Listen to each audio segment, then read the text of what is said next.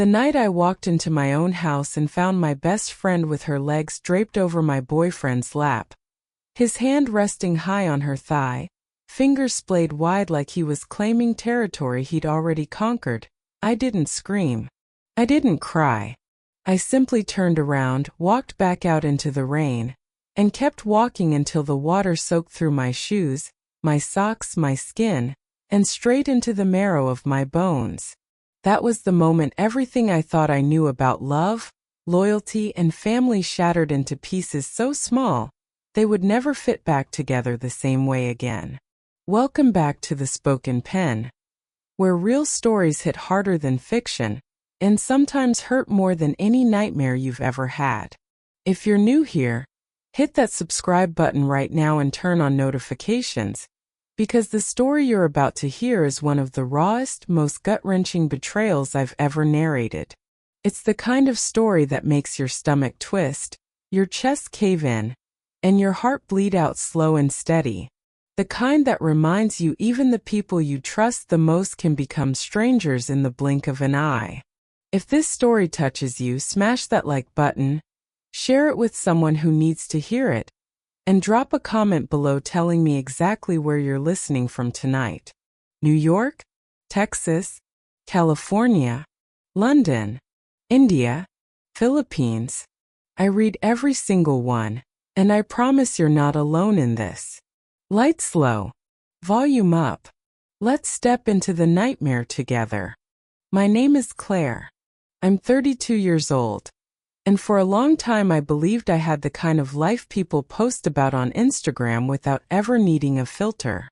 I lived in a beautiful craftsman bungalow in Portland, Oregon, the kind with wide front steps, a wraparound porch, and a garden that bloomed in every shade of purple and pink every summer. I'd bought it when I was 28, right after I got promoted to senior graphic designer at a boutique agency downtown. The mortgage was steep, but the house felt like mine in a way nothing else ever had. Every weekend I spent hours in the backyard, hands in the soil, planting lavender, rosemary, and little wildflowers that attracted hummingbirds. The scent of wet earth and fresh blooms always meant home. Then there was Ethan. We'd been together for 4 years. He was 35, a project manager for a renewable energy company, steady as a heartbeat, funny in that quiet, dry way that made me laugh even when I was exhausted. He was the guy who remembered to pick up my favorite oat milk latte on rainy mornings without me asking. He knew when I needed silence and when I needed to be held. We weren't married, but we talked about it the way couples do when they think forever is already in the room, casual, comfortable, certain. When we have kids, he'd say, we'll need a bigger backyard. I'd smile and say, maybe next year. And then there was Mia. Mia had been my best friend since freshman year of college. We met in a crowded dorm hallway when she dropped an entire stack of textbooks, and I bent down to help her gather them. She looked up at me with those wide hazel eyes and said, "You're a lifesaver. I owe you a coffee." That coffee turned into late-night study sessions, road trips, shared secrets, and a friendship that felt unbreakable. She was loud and fearless, always the one to drag me out of my comfort zone. I was the quiet planner, the one who made sure we had snacks for the road and reservations for dinner. We balanced each other perfectly. When she called me 3 years ago, crying on the phone, saying her lease was up and her roommate had moved out without warning, I didn't even think twice. "Come stay with me," I said.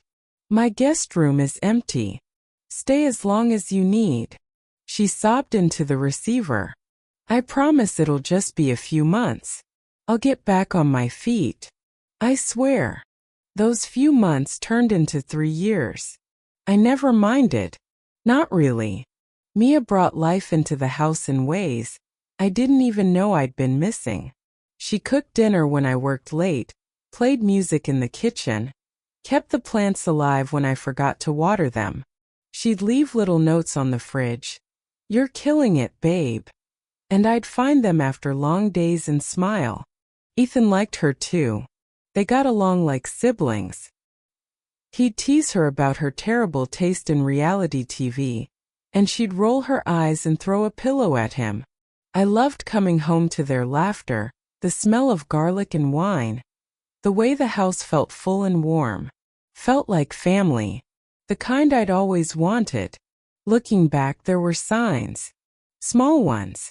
The kind you dismiss because you trust the people you love with your life. Like the way Mia always seemed to know exactly when Ethan would be home from work. She'd have a cold beer waiting for him, or she'd say, "Ethan's late again, huh?" Before I even checked my phone.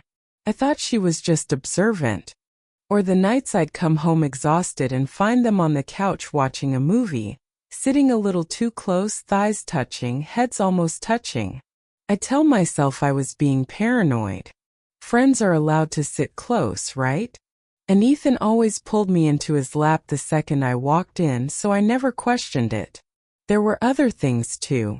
Mia's phone would light up with texts at odd hours, and she'd smile at the screen in a way I'd never seen before, soft, private, almost shy.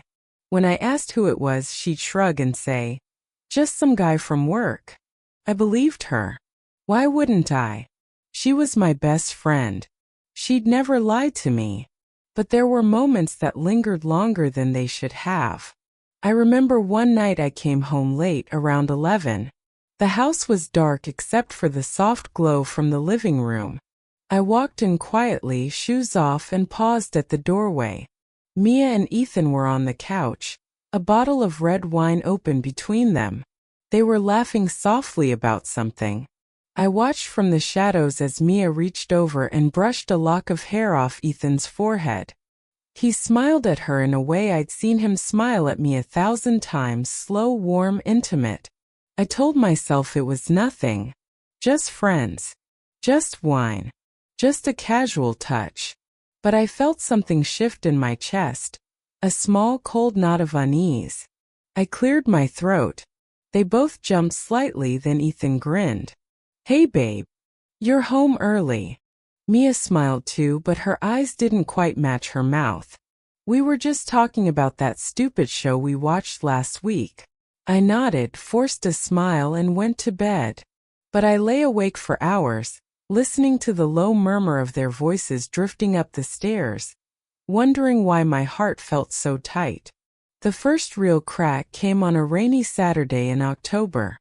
I was supposed to be at a client meeting downtown, but it got canceled at the last minute. I decided to surprise them with takeout from our favorite Thai place. Pad See Ew for me, green curry for Ethan, extra spicy for Mia. I walked in quietly, arms full of paper bags, expecting to hear their usual banter. Instead, the house was silent. Too silent. I set the bags down on the entry table and called out, "Hey, I'm home early." No answer. I walked toward the living room and froze. They were on the couch, tangled together. Mia's legs were draped over Ethan's lap, her bare thighs pressed against his jeans. His hand rested high on her thigh, fingers splayed wide, thumb stroking slow, lazy circles over her skin. Her head was on his shoulder, dark hair spilling across his chest like a curtain. His other arm was around her, fingers threaded through her hair, gently tugging the way he used to tug mine when we were alone. They weren't kissing, but the intimacy was unmistakable, the kind that happens between lovers who've done this before. The kind that happens when the house is empty and the lights are low and the air is thick with want. They didn't even notice me at first. Then Mia's eyes flicked up. Her face drained of color so fast it looked like someone had pulled a plug. She jerked upright, shoving Ethan's hand off her leg as if it had burned her. "Claire," she whispered, the word cracking like glass. Ethan's head snapped toward me. His eyes went wide with panic. "Babe, it's not." I felt the air leave my lungs in one violent rush. My chest caved in like someone had punched me straight through the ribs. The paper bag slipped from my hands, Thai food spilling across the hardwood floor. Noodles, sauce, plastic forks clattering like broken promises. My voice came out small, trembling.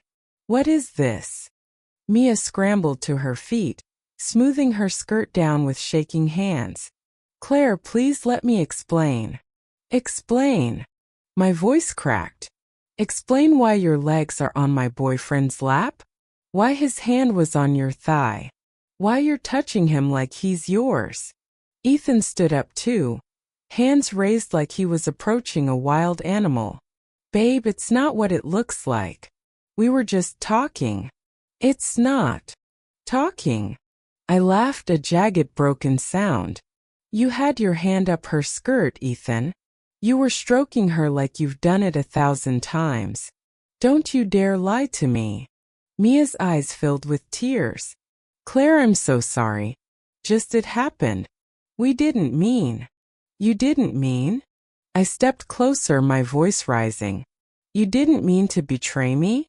You didn't mean to sleep with the man I loved for the last 4 years? You didn't mean to lie to my face every single day for 3 years while you lived in my house.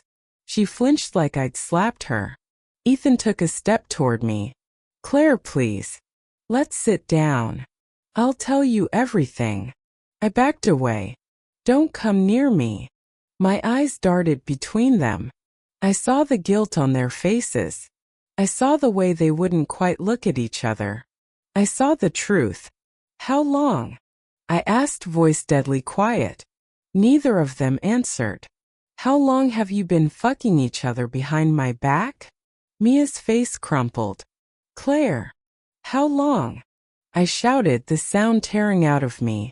Ethan looked down. About 1.5 years. The room tilted. 1.5 years. 18 months of lies. 18 months of me coming home to them, trusting them, loving them. I turned and walked out the front door. The rain hit me like a slap across the face. I heard them scrambling, heard Ethan's voice calling, Claire, and Mia's choked wait behind me, but I kept walking. Faster. Harder. Until my breath came in ragged gasps and my legs shook. I ended up at a coffee shop 3 blocks away. Dripping wet, trembling so violently the barista handed me a towel without asking questions. I sat in the corner, staring at my phone as it buzzed over and over. Ethan, please come home. Let me explain. Mia. Claire, I'm so sorry. Please talk to me. Ethan, I love you. I swear it's not what it looked like. Mia. I never wanted you to find out like this. Ethan. I'll leave if you want me to. Just come back. Mia, I hate myself. I hate what I did to you. I turned my phone off and pressed my forehead to the cold table. My whole body felt like it was vibrating with rage and grief and something darker. Humiliation so deep it burned. When I finally went home, the house was dark. They were gone. A note on the kitchen counter from Mia. I'm staying at a hotel tonight. I'm so sorry. I'll come get my things tomorrow. I never meant to hurt you. Ethan's note was shorter. I messed up. I'm sorry. I love you. Please talk to me when you're ready. I stared at the handwriting I knew so well and felt the first sob rip out of me. Raw, ugly animal. I sank to the floor, clutching both notes until the paper tore. Then I stood, walked upstairs to Mia's room, and opened the closet. Her clothes were still there, neatly hung.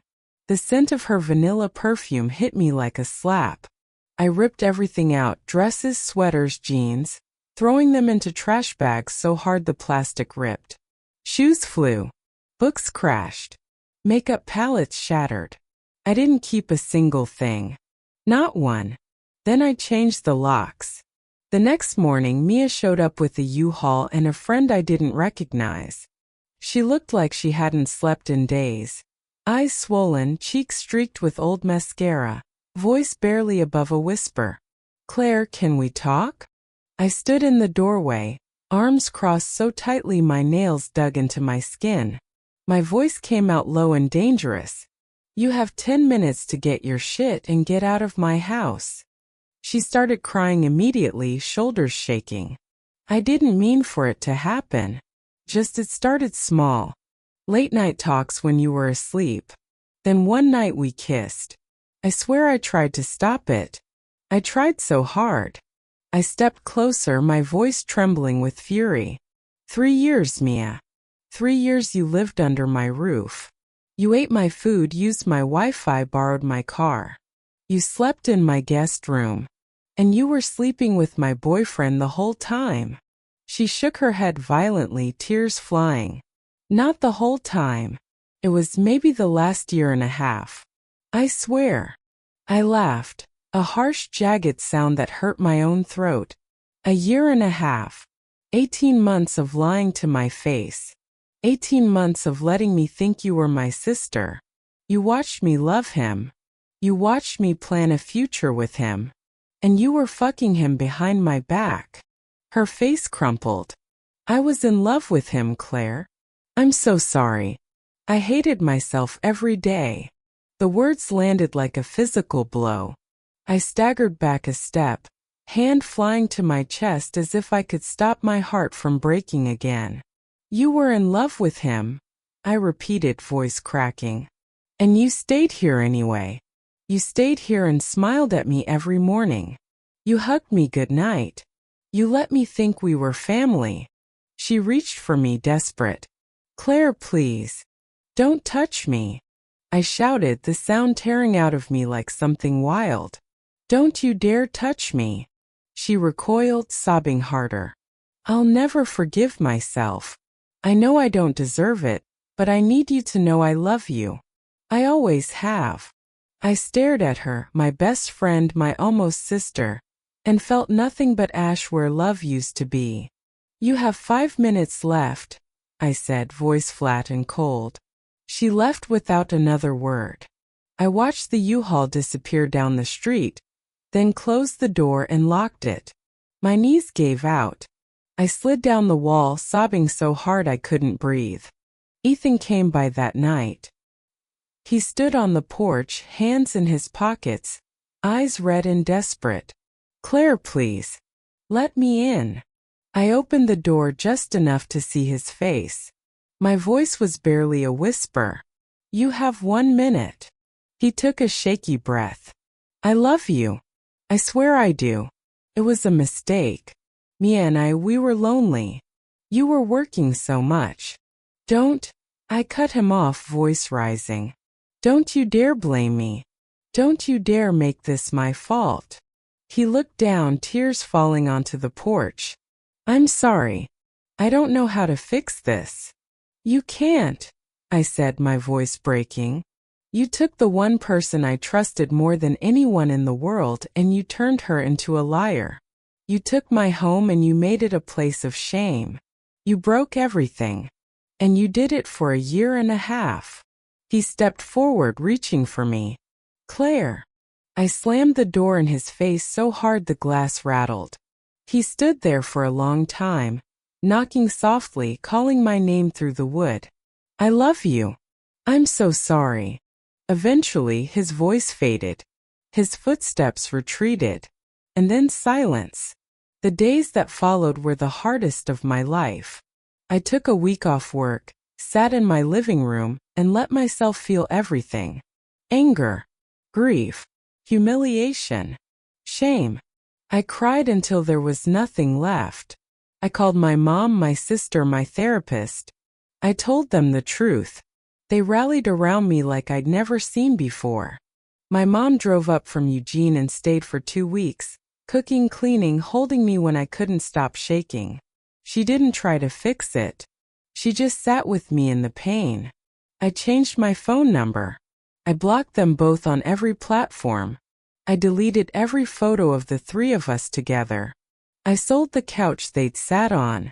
I painted the guest room a new color, sage green, the color I'd always wanted but never used because Mia liked gray. I started running in the mornings. I joined a book club. I went on solo trips to the coast. I let myself be alone without being lonely. 6 months later, I met Daniel. He was a carpenter who came to fix the porch railing after a storm. He didn't flirt. He just did his job, asked me about my garden, and left. 2 weeks later, he came back to check on the work. We talked for an hour on the porch. He asked me out. I said yes. Daniel is kind in the quietest, most solid way. He doesn't need to fill silence with noise. He listens. He shows up. He stays. I told him about Mia and Ethan early on. He didn't flinch. He just said, "They didn't deserve you. And I'm glad they're gone." A year later, I sold the house. Too many memories.